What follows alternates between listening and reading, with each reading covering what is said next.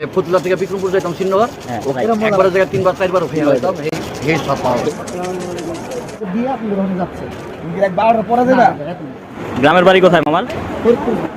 ফরিদপুর জেলা।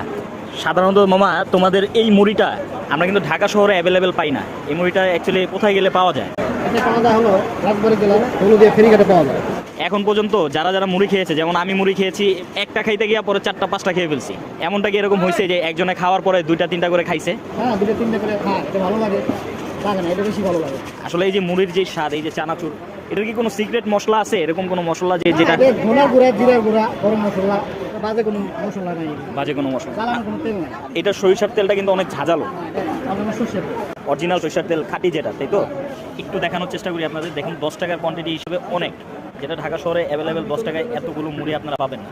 অলরেডি কয়টা খাইছেন? 3টা খাইছি। দৈনিক বেচা কিনা কেমন হয়? আলহামদুলিল্লাহ। 1000, 1200, 1500 আচ্ছা, এই মেটেরিয়ালসগুলো মানে চানাচুর কিছু যে আইটেম, এগুলো সবই টাকা পাওয়া যায়। আর এটা ওই দেশের লোক ছাড়া এটা বানাইতে পারবে না। যারা ফরিদপুর জেলার লোক, রাজবাড়ী জেলার লোক। এই জিল্লু মামা, আপনি কয়টা খাইছেন? কয়টা খাইছেন আপনি? মুড়ি কয়টা খাইছেন?